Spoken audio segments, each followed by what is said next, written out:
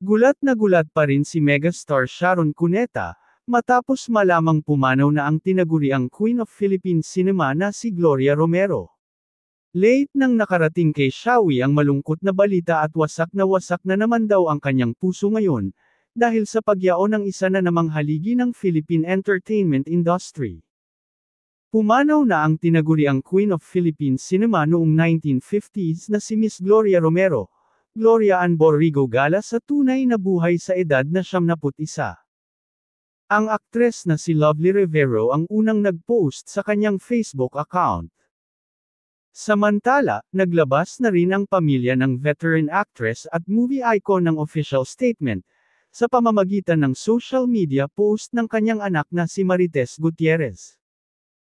To our dearest family, relatives, and friends, it is with great sadness to announce the passing of my beloved mother, Gloria Gala Gutierrez aka Gloria Romero, who peacefully joined our Creator earlier today.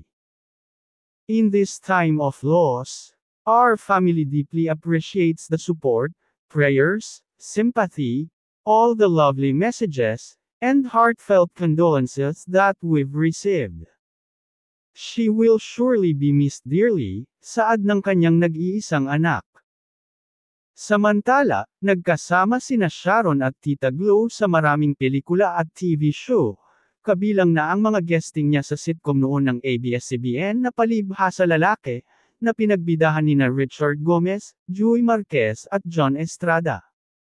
Sa kanyang Instagram account, nagbahagi si Mega ng kanyang mensahe ng pamamaalam para sa reyna ng pelikulang Pilipino, kalakip ang litrato nito. Ani Sharon Cuneta, I just found out.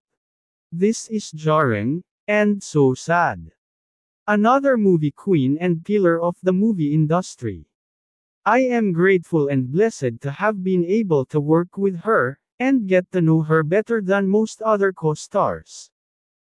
A queen through and through. So gentle, regal, yet funny and such great company. I am honored to have even been able to sit beside you, Tita Glo, Ninang, I will never forget you. And we will all greatly miss you, may you rest well in God our Father's loving arms, I love you. Our deepest condolences to Tita Glo's family. We pray for strength for you. May God be with you all at this difficult time, pagbabahagi pa ni Mega. Sa isa namang panayam, sinabi rin ni Shawi na, nagulat ako, I only found out yesterday. Late ko na nalaman. Nung nasabihan ako, nagulat ako.